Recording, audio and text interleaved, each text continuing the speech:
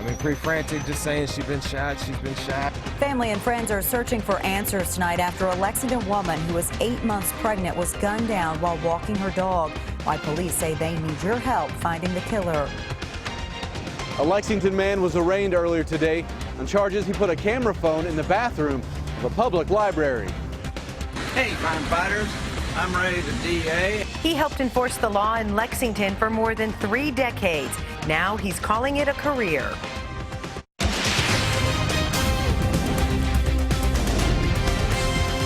This is WKYT News at 5. Good evening to you. A heartbreaking story in Lexington, and tonight we have few answers about what happened and why. A woman who was 8 months pregnant was gunned down last night while she was walking her dog.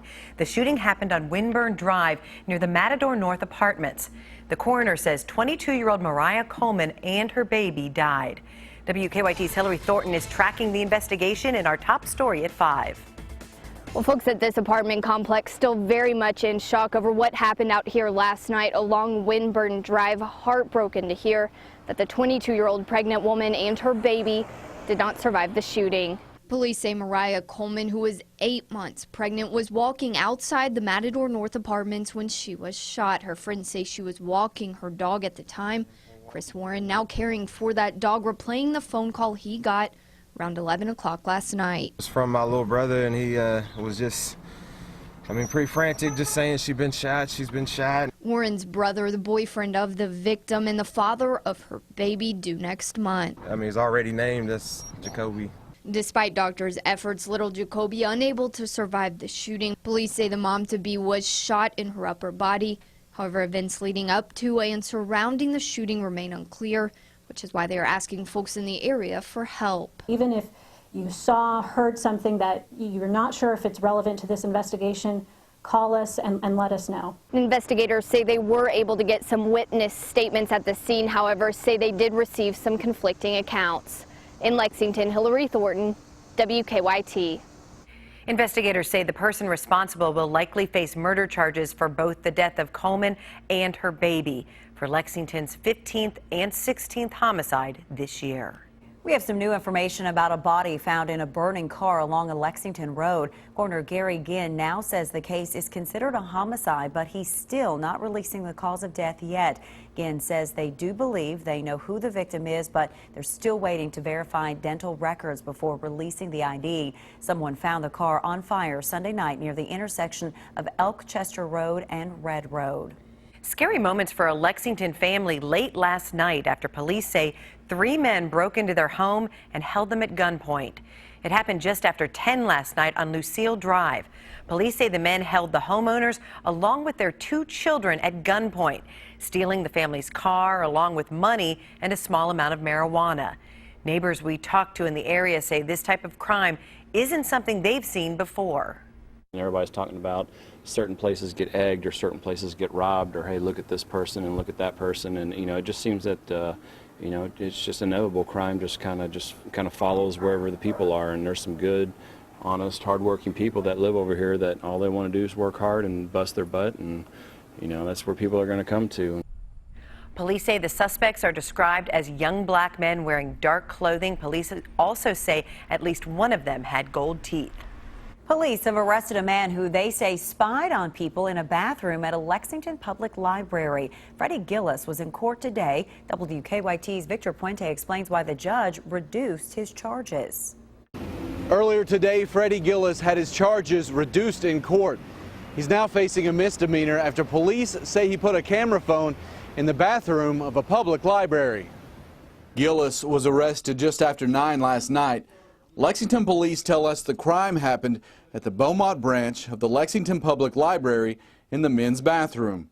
He was charged with 1 count of video voyeurism, a Class D felony, but at his arraignment, that charge was reduced to voyeurism, a misdemeanor. Police have said they recovered evidence and are still reviewing it. Today, the judge agreed to release Gillis without a bond, but with some conditions. You think your mother will take responsibility if I let you out to her custody today? I'm certain, yes, sir. One of the conditions of his release is that Gillis isn't allowed on the property of any branch of the Lexington Public Library. In Lexington, Victor Puente, WKYT. A spokesperson for the library said they aren't commenting on the matter, but would let police handle any information that's released. A body found in a cave has been identified as the remains of a man who's been missing for months. Our County by County coverage at 5 begins in Wayne County. The Wayne County coroner says the remains have been identified as 32-year-old Dustin Lair of Monticello, who'd been missing since Memorial Day weekend. Someone found the body Tuesday in a cave near Trails End Road. The coroner did not release the cause of death and said the investigation is continuing. A Powell County woman who was supposed to be taking care of a vulnerable adult was actually taking advantage of them. The Attorney General's office says 32-year-old Bobby Creech pleaded guilty to exploiting an adult in Clark County. Creech was cashing the person's Social Security checks and spending the money for her personal use. A judge sentenced Creech to 5 years behind bars. She has to spend 30 days in jail. The rest of her sentence will be probated. In Harrison County, one police department will soon be getting body cameras. The Cynthiana City Commission approved the purchase of 20 body cameras Tuesday night for the Cynthiana Police Department. Officials say the cameras provided by Taser Incorporated will record constantly with the footage stored off-site. The city will pay $14,000 up front, with the remaining $51,000 paid over the next 4 years.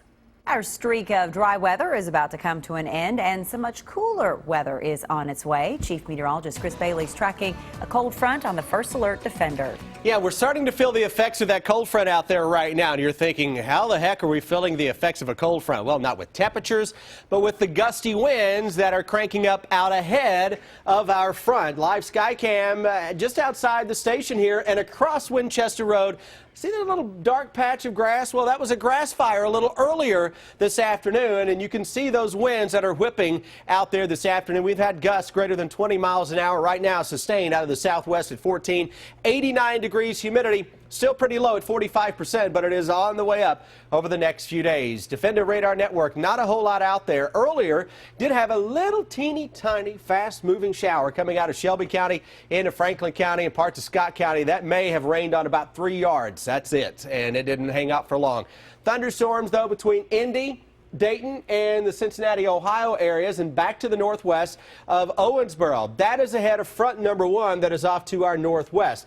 Future radar, if you're out this evening, we can still pop a shower or thunderstorm, but it's going to be isolated. You see the best chance coming in late tonight into parts of northern Kentucky. That is as that front, number 1, gets a little closer. It is front number 2 that is back across the Rockies, heading into the Plain States now, that will actually deliver a better band of some thunderstorms around for Saturday, and the cooler air that comes in behind that is a breath of fresh air to wrap up the upcoming weekend. When I come back here in just a few minutes, we will track that with a new hour-by-hour forecast.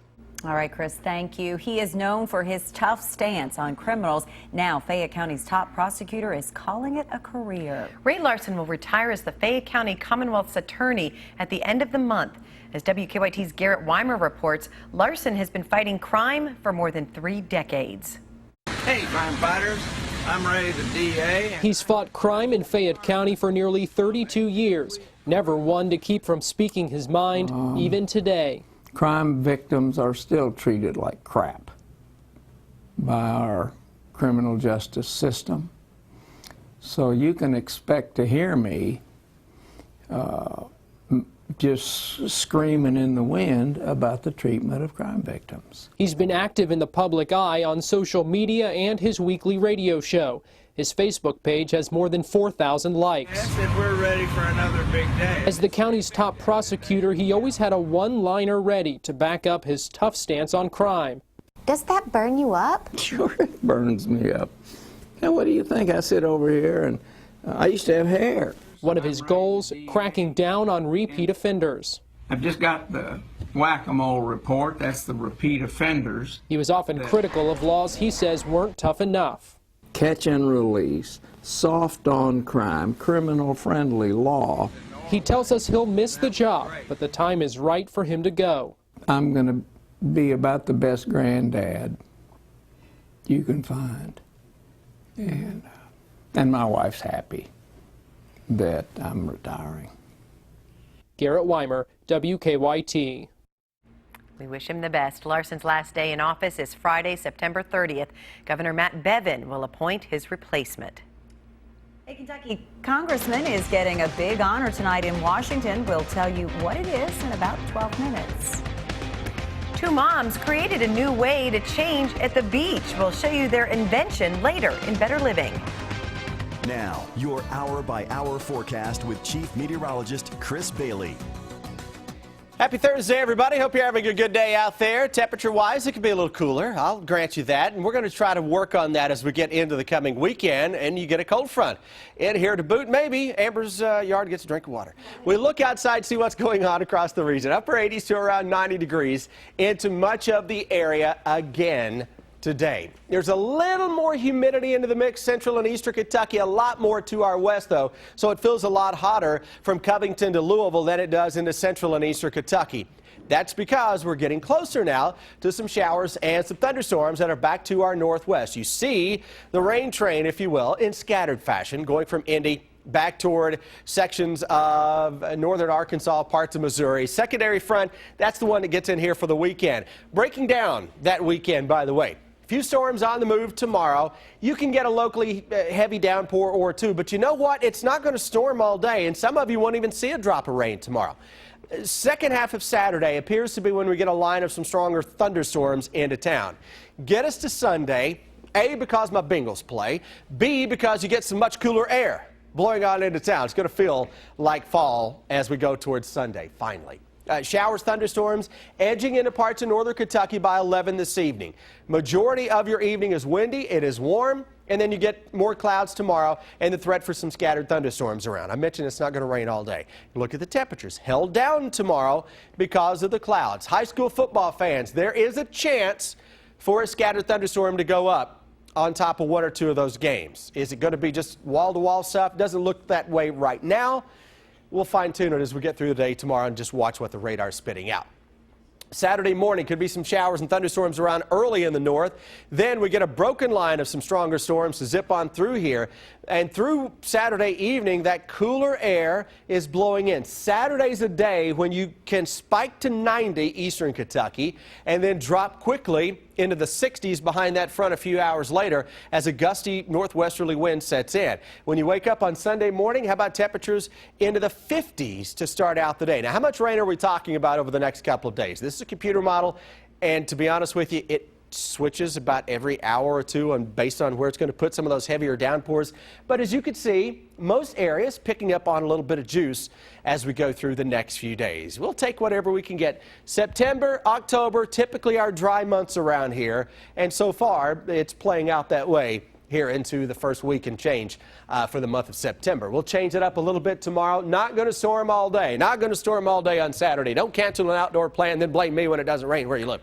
We go into Sunday, 75 degrees. It looks absolutely gorgeous Sunday into Monday. Those cooler temperatures look nice, too. Yeah, they're going to feel really good. We may see an upper 40 in here Monday morning. Wow.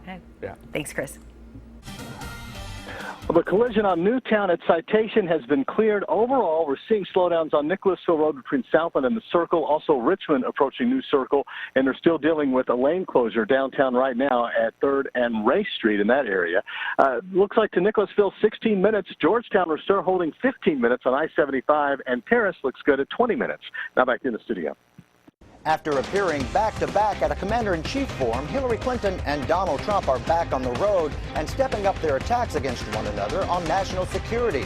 I'm Craig Boswell at the White House. That's coming up. Here's a look at some of the most viewed stories on WKYT.com. The man arrested in New Mexico with a missing Boyle County teenager is now in a hospital in Texas. A third creepy clown has been sighted in North Carolina after similar reports have worried people in South Carolina and Wisconsin. And friends of a married couple who are both suffering from cystic fibrosis have raised enough money to reunite them one last time. You can read all of those stories on WKYT.com. National security issues are dominating the campaign trail following a commander-in-chief forum with both candidates last night. Greg Boswell has our campaign 2016 coverage. Hillary Clinton quoted an article from Time magazine saying ISIS leaders are cheering for Donald Trump to win the White House.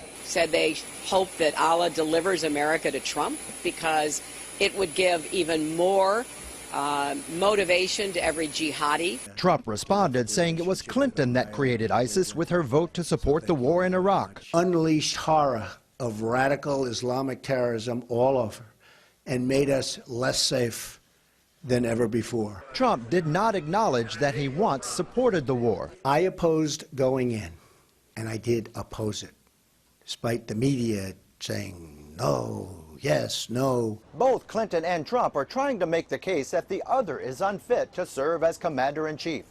Clinton implied Trump's not really a Republican after he claimed America's generals have been reduced to rubble, and he praised Russian President Vladimir Putin's leadership. What would Ronald Reagan say about a Republican nominee who attacks America's generals and heaps praise on Russia's president? Trump says Clinton's use of a private email server as Secretary of State exposed classified information to our enemies. Hostile foreign actors gained access to the personal email accounts of individuals with whom Clinton was in regular contact. Democrats defended Clinton by releasing this email from former Secretary of State Colin Powell telling Clinton he used a computer hooked up to a phone line so he could communicate without going through the State Department servers. Craig Boswell, CBS News, the White House. Powell issued a statement saying he was not trying to influence Secretary Clinton, just explained what he had done 8 years earlier. After 6 years as the chairman of the House Appropriations Committee, Congressman Hal Rogers is stepping down from that position later this year. Tonight, Rogers' portrait will be unveiled in the House Appropriations meeting room. Rogers said he is especially proud of the money he provided for flood control in southeastern Kentucky. The Cumberland River, since we put all those dams and levees in place, we've not had a single town flood since that time. Just because Rogers is stepping down from the Appropriations Committee doesn't mean he's slowing down. He says he plans to continue to serve Kentucky in Congress. Cincinnati, Ohio is offering people a deal if they turn in illegal drugs. First responders in Hamilton County say they went out on nearly 24 overdose calls just last night. They say they used to have that many in an entire week. Now officials say if people turn in their drugs, they will not get in trouble. It's just the latest in the effort to stop the city's heroin epidemic. A Southern Kentucky escape suspect is talking to us from jail after police say he ran off as he was being booked. That story is coming up at 5:30. How you can keep your children healthy now that school is back in session, and how did investors react to yesterday's big iPhone announcement? The answer's next in Better Living. It is time now for Better Living, health, education, and consumer news that impacts your life. School is back in session, and for a lot of parents, that means more visits to the doctor. Kim Hutcherson has some tips to help avoid the so-called back-to-school plague. Schools are breeding grounds for germs. Elementary-age children contract a cold or the flu an average of 8 to 12 times per school year, according to the Centers for Disease Control and Prevention. Some of the worst hot zones for germs are water fountains. They're germier than toilet seats and don't get disinfected as often.